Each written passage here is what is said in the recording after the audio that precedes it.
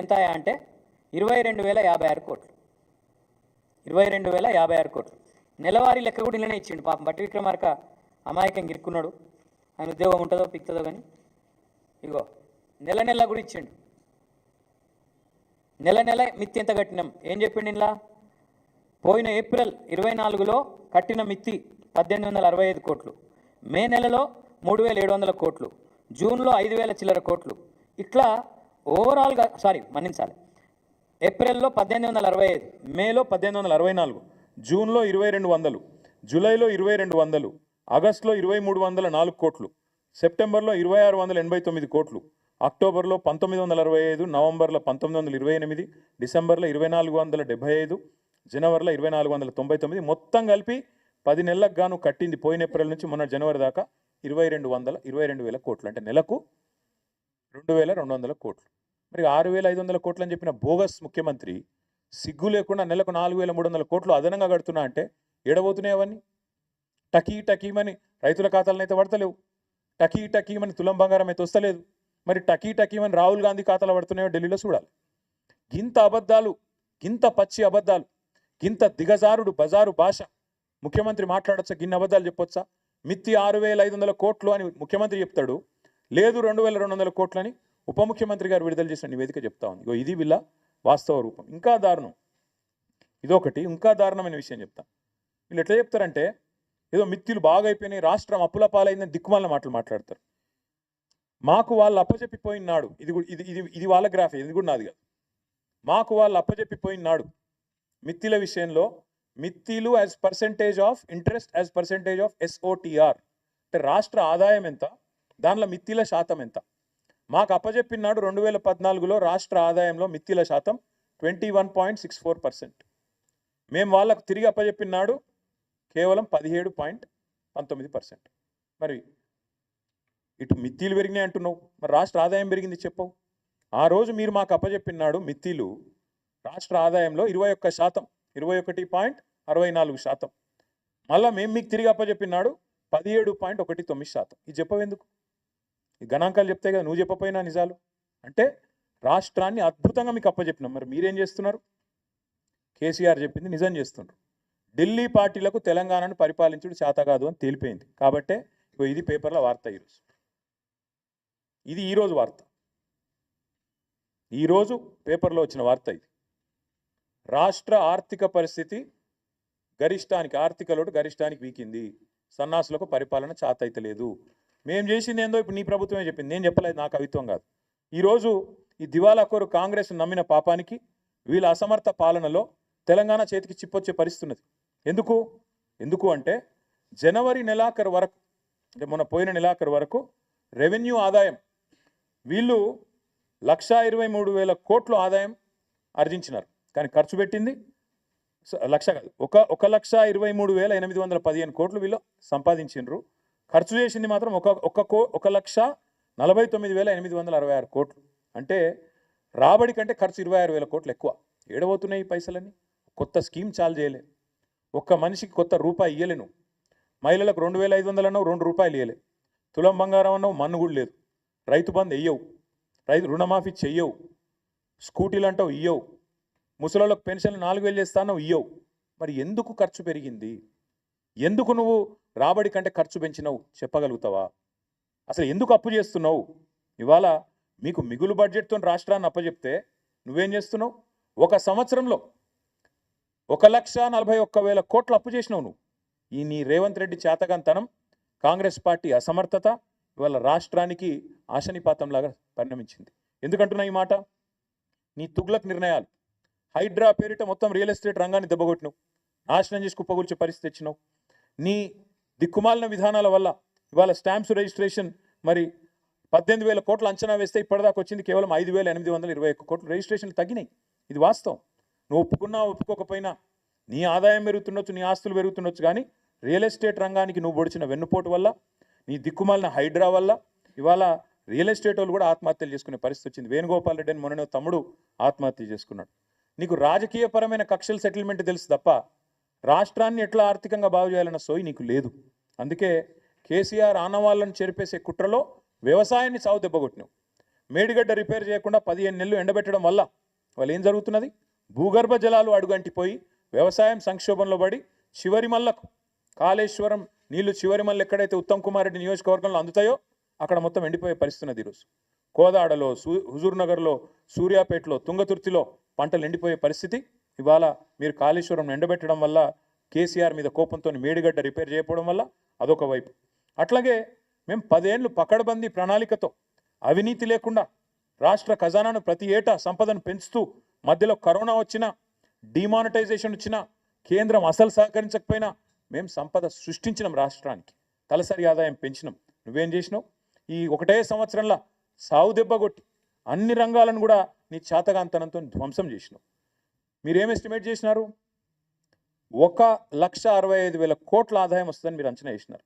కానీ ఇప్పటికి వచ్చింది ఎంత? 1.12 lakhs, అంటే కేవలం 68% వచ్చింది. మిగతాది రాలే. మిగతాది ఎంత వస్తుందో రేపు బడ్జెట్లో చెప్తావు.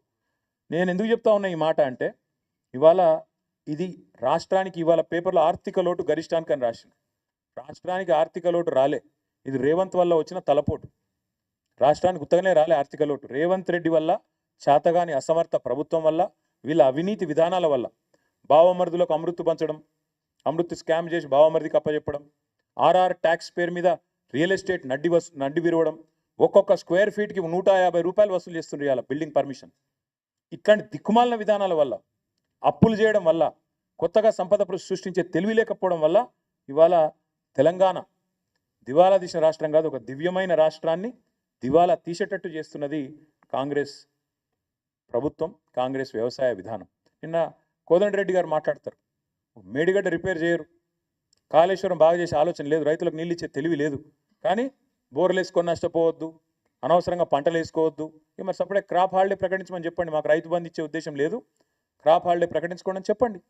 ఇంత సిగ్గుమాలిన దిక్కుమాలిన ప్రభుత్వం ఆఖరికి ఎట్లా ఉందంటే, ఇక నెక్స్ట్ కర్ణాటకలో వాళ్ళ మంత్రి ఒక ఆయన అన్నాడు మొన్న, ఏమైందా గ్యారంటీలు మరి మహిళలకు పైసలు ఇచ్చిన మొదలుపెట్టిన ఏమైందంటే, ఆయన అన్న మాటకి ఇది, గ్యారంటీలు ఏమన్నా జీతమా, మేము మీకు ఇచ్చుడే ఎక్కువ బిచ్చం అన్నట్టు. మళ్ళీ వీళ్ళు కూడా తొందరలో ఈ డైలాగులు వస్తాయి ఇళ్ళ నోట్లకి వెళ్ళి కూడా.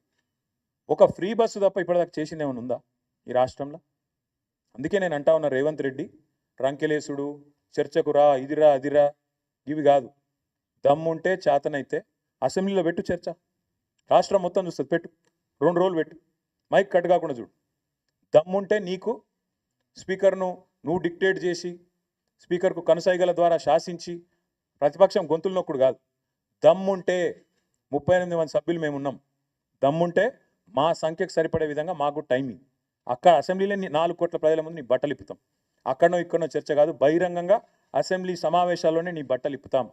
ఇది మా సవాల్ నీకు. ఇప్పుడు నేను చెప్పిన ఏది తప్పు అని చెప్పినా నేను ఏ శిక్ష కంటే ఆ శిక్షకు సిద్ధం. ఎందుకంటే మీ ఆర్థిక మంత్రి గారు చెప్తా ఉన్నారు వాస్తవాలు. ఇప్పటికైనా రేవంత్ రెడ్డి గారు బుద్ధి తెచ్చుకొని, సిగ్గు తెచ్చుకొని, ఇకనైనా పద్ధతిగా మాట్లాడాలి, రాష్ట్రాన్ని దూషించవద్దని కోరుతూ మళ్ళొక్కసారి మీ అందరికీ కూడా ధన్యవాదాలు.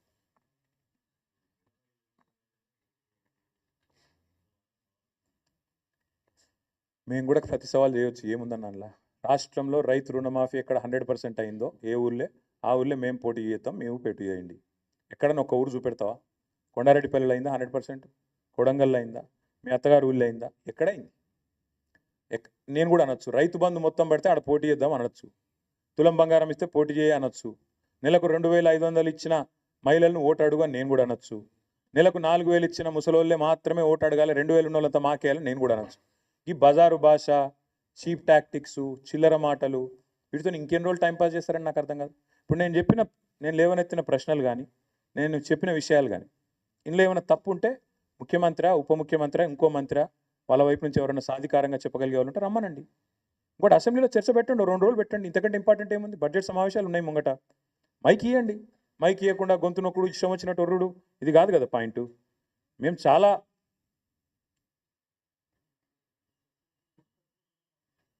మీ దగ్గర ఒక సొసైటీలో ఒక రుణమాఫీ కూడా కాలేదని చెప్తా ఉన్నారు హర్ష గారు. ఇంకా చాలా ఉన్నాయి అట్లా ఎగ్జాంపుల్స్. నేను చెప్పేది ఒకటే, ముఖ్యమంత్రి గారు నిన్న ఆడపోయి 1 కోటి మంది మహిళల్ని కోటీశ్వరులు చేస్తాను, ఎంతమంది కోటీశ్వరులను చేసినా వాళ్ళని ఓట్లాడు చూస్తా, నేను కూడా ఎంతమంది మహిళలు ఓట్లు వేస్తారో నేను కూడా చూస్తాను. కోటీశ్వరులు కాదు నువ్వు, కనీసం వాళ్ళను రేపటి రోజున ఉన్నదంతా గుంజుకోపోతే చాలు, వాళ్ళ మెడల పుస్తల తాడు గుంజుకోపోతే చాలు. నువ్వు ఇప్పటికే స్టార్టర్లు ఎత్తుకపోతున్నావు, మీటర్లు ఎత్తుకపోతున్నావు, రేపు పుస్తలతాడు కూడా గుంజుకపోతావు. ఇవన్నీ ప్రజలకు తెలుసు.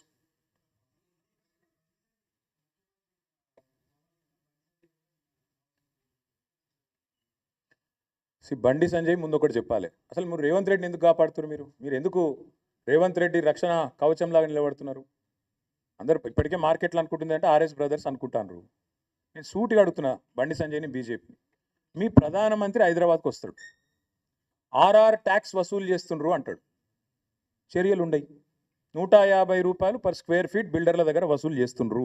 నేను మున్సిపల్ మంత్రిగా పనిచేసిన 10 ఏళ్ళు, మా హయాంలో 0 కరప్షన్. ఇట్లా దిక్కుమాల ట్యాక్సులు పెట్టలేము మేము. నువ్వు ఇప్పుడు 150 రూపాయలు పర్ స్క్వేర్ ఫుట్ మంచిగా నిలబెట్టి వసూలు చేస్తున్నావు. ఇది వాస్తవం. చేతనైతే బండి సంజయ్ని, బీజేపీని చర్య తీసుకోమనండి. నేను ఢిల్లీ పోయినా, ముఖ్యమంత్రి గారు అన్ని నిబంధనలు తుంగలో దొక్కి మీ అమృత్ పథకాన్ని వాళ్ళ బావమరిదికి అప్పచెప్పిండు సృజన్ రెడ్డికి అని చెప్పిన. ఇప్పటి వరకు చర్య లేదు, కనీసం విచారణకు ఆదేశించలేదు. పొంగులేటి శ్రీనివాసరెడ్డి ఇంటి మీద ఈడీ రైడ్ అవుతుంది, అది బ్రహ్మరహస్యం, ఎవరికి తెలియదు. ఈడీ చెప్పది, పొంగులేటి చెప్పడు. అసలు first of all BJP Revanth Reddy ప్రభుత్వాన్ని ఎందుకు కాపాడుతుందండి? ఇంత అవినీతి జరుగుతుంటే అమృత్లో, ఆర్ఆర్ ట్యాక్స్ రూపంలో, ఈడీ రేట్లలో మొత్తం కోట్ల రూపాయలు దొరికినా ఎందుకు బయట పెడతలేరు? ఎందుకు రేవంత్ రెడ్డిని కాపాడుతున్నారు? మీకేంది మొహమాటం? మీకున్న ఆబ్లిగేషన్ ఏంది? రేవంత్ రెడ్డి గారు ఏమైనా లోపాయికారు ఒప్పందం ఉందా? ఏమైనా అండర్స్టాండింగ్ ఉందా? చేరుతా అన్నాడా మీ పార్టీలో? ఏంటి చెప్పండి. అసలు ఆ మాటలు మాట్లాడకుండా ఏదో సొల్లు మాటలు తెల్లారలేస్తే ఆయన ఈయన తిట్టినట్టు, ఈయన ఆయన తిట్టినట్టు, రాహుల్ గాంధీ కులము, మోడీ కులము, ఇవి కాదు కదా ప్రజలకు కడుపు నింపేది. మేము అడుగుతున్నాం సూటిగా. నువ్వు చెప్పు, రేవంత్ రెడ్డిని ఆర్ఆర్ ట్యాక్స్ విషయంలో ఎందుకు ఉపేక్షిస్తుంది బీజేపీ? ఎందుకు నీ బావమరిదికి అమృత్ స్కీమ్ మొత్తం 1100 కోట్ల స్కామ్ చేసినా రేవంత్ రెడ్డిని మీరు కాపాడుతున్నారు? అది కేంద్ర ప్రభుత్వ పథకం అమృత్. ఎందుకు సృజన్ రెడ్డి షోదా కంపెనీకి అప్పచెప్పినా ఎందుకు నీ ప్రభుత్వం కాపాడుతున్నది రేవంత్ రెడ్డిని? ఎందుకు రేవంత్ రెడ్డి గారి మంత్రివర్గంలోని పొంగులేటి మీద రేడ్ అయితే ఈడీ 4 నెలలైనా ఎందుకు మాట్లాడది? ఏంది బ్రహ్మరహస్యం చెప్పగలుగుతారా? ముందు బండి సంజయ్ని దమ్ముంటే కేంద్ర హోంశాఖ సహాయ మంత్రి అయినా చెప్పమను, తర్వాత మిగతా విషయాలు మాట్లాడచ్చు. ఇక ఆయనకు తెలివి లేదు, ఆయనకు పరిజ్ఞానం లేదు, ఏదో మాట్లాడుతుంటాడు, ఒరుతుంటాడు, బతుకుంటాడు. నాకు తెలియదు బ్రదర్, నాకు విషయం తెలియదు. ఒకటి మాత్రం పక్క, ఎస్ఎల్బీసీయే కాదు, సుంకిశాల కూలిపోయింది. పాపం ఒక ఆయన గవినోళ్ళ శ్రీనివాస్ అని ఆర్టీఐ యాక్టివిస్ట్, మహబూబ్నగర్ జిల్లా, ఆయన అప్లై చేసుకున్నాడు సుంకిశాలలో ఎంత నష్టం జరిగింది, ఏం జరిగిందని.